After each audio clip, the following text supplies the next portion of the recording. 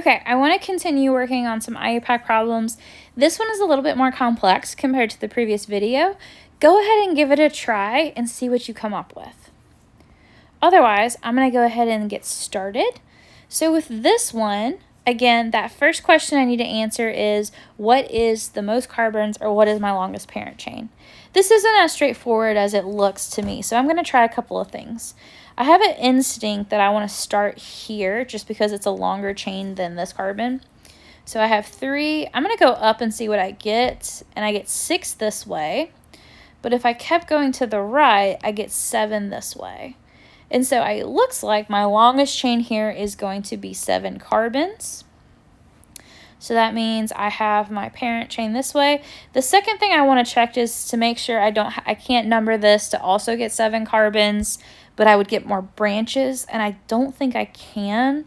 So I would only get 6 carbons if I were to go up here and up here and here. Let's see. I don't think I can. All right. So I'm pretty confident this is my longest parent chain.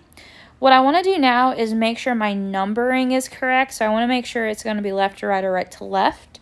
So let's look at that. I'm going to erase this just so I can have my numbers of the same color on the same side. I'm a little OCD. It's all good.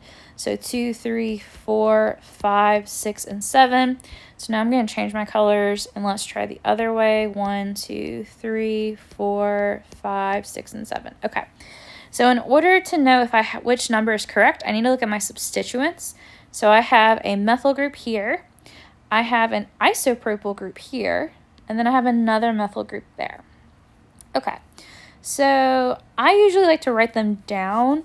So if I look at the pink, I would have a 3-methyl, 4 isopropyl, and then a 5-methyl. Okay, if I look at the green numbering, I would have a 3-methyl, a 4 isopropyl, and a 5-methyl. Okay, these are exactly the same, so it doesn't matter which way I number because I'm going to get the same answer no matter what. Okay, all right. We'll have more interesting ones, I promise. I'm going to pick the pink just because I'm a left or right person, not for any other reason than that.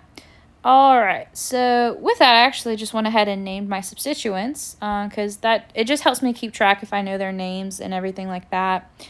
Okay, so we have our substituents, and then we didn't talk about the idea that the parent name for this, I have 7 carbons. That's going to correspond to hept for 7, and then it's an alkane, so this should be heptane. All right, let me walk through how I got my substituent names. So with those, I know that on the 3 position and the 5 position, I just have 1 carbon coming off. So those are just going to be methyl groups. And so I know that I need to combine these 2 to get 3,5-dimethyl. All right, and then let's talk about this guy. Okay, I called it isopropyl. That's because we have a common name whenever we have 3 or more substituents in an alkane. So why is it not just propyl? All right. Well, propyl would mean that I have 3 carbons that are, let's say this is my parent chain. Propyl implies that I have 3 carbons in a row. These 3 carbons are not attached to my parent chain in a row like that. It's split. I like to say it looks like a fishtail or a mermaid tail. And so that tells me it's not quite the same as this orientation. So I needed to denote that in the name. And how we do that is now an isopropyl group. All right. So that's how I knew it was isopropyl, was based off how these 3 carbons were connected to my parent chain. So the name of the structure should be, wait, I got to do it in alphabetical order. So now I need to look at my letters. So I have an I for isopropyl, and then I cannot use the numerical prefix for my alphabetizing. I would have to use the M in methyl. So that means the isopropyl should be written first. So the IUPAC name for this compound should be 4-isopropyl 3,5-dimethyl, and then my parent name is heptane. And that would be my IUPAC name.